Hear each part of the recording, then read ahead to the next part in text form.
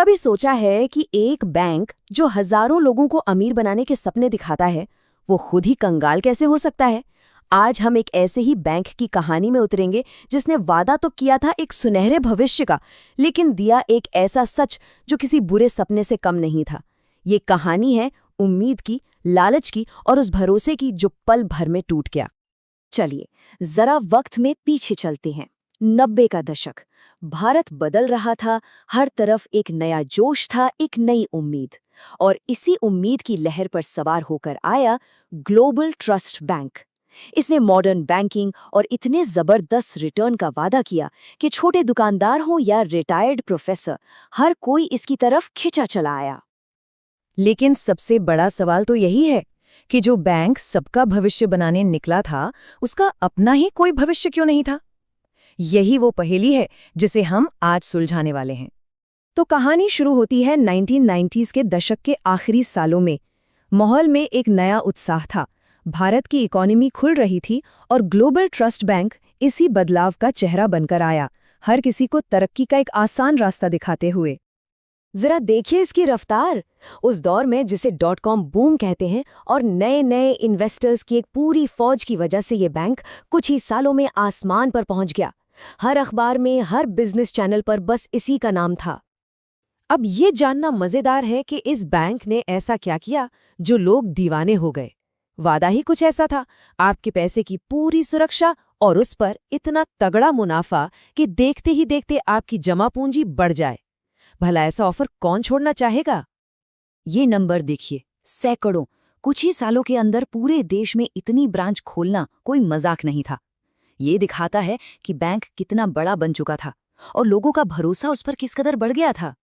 लेकिन जैसा कि अक्सर होता है, इस चकाचौंध के पीछे एक स्याह हकीकत भी छिपी थी। एक ऐसा खतरनाक खेल जो पर्दे के पीछे चल रहा था और जो इस पूरे बैंक को ले डूबने वाला था। यहाँ पर बैंक की दो तस्वीरें हैं, बिल्कुल आमने सामने। एक वो जो सबको दिखाई जा रही थी, मॉडर्न, सेफ और हाई रिटर्न वाली, और दूसरी वो जो छिपाई जा रही थी, बेहिसाब दिए गए कर्ज और शेयर बाजार के खतरनाक दांव। ये एक बहुत बड़ा जुआ था और दांव पर लगे थे लाखों लोगों के सपने और उनकी जिंदगी भर की कमाई। ये चार्ट साफ साफ बता रहा है कि बैंक का पैसा आखिर जा कहाँ रहा था। ज्यादातर पैसा ऐसी जगहों पर लगाया गया था जहां जोखिम यानी रिस्क बहुत बहुत ज्यादा था। ये किसी भी बैंक के लिए एक खतरे की घंटी होती है, लेकिन उस वक्त कामयाबी के शोर में ये किसी को सुनाई नहीं दी।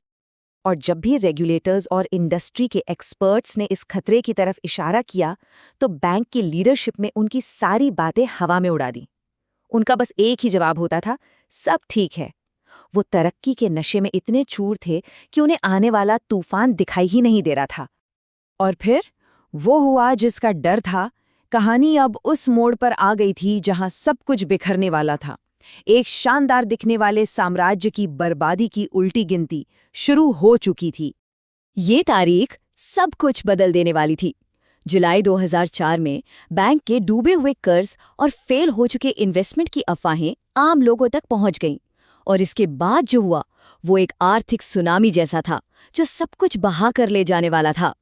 जरा सोचिए वो मंजर, एक अफवाह, फिर बैंकों के बाहर हजारों लोगों की भीड़, खाली होते हुए एटीएम, और देखते ही देखते वो भरोसा जिसे बनाने में सालों लगे थे, कुछ ही घंटों में हवा हो गया। शहर की सड़कों पर अजब सा खौफ और बेचैनी का माहौल था।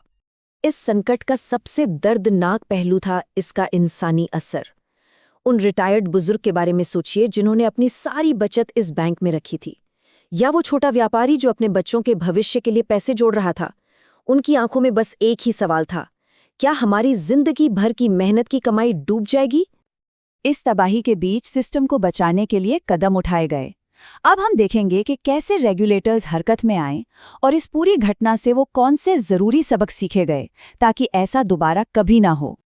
यहाँ भारतीय रिजर्व बैंक ने बहुत तेजी और समझदारी से काम किया। उन्होंने फौरन हालात को संभाला और रातों रात ग्लोबल ट्रस्ट बैंक का विलय ओरिएंटल बैंक ऑफ कॉमर्स के साथ करवा दिया। इस एक फैसले ने ये पक्का कर दिया कि डिपॉजिटर्स का पैसा सुरक्षित रहे। ये एक बहुत बड़ा और जरूरी कदम था।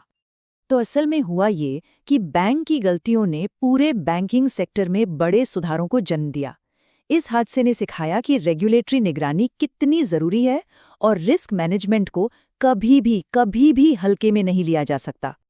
लेकिन हमें ये नहीं भूलना चाहिए कि इन आंकड़ों और नियमों के पीछे इंसान होते हैं।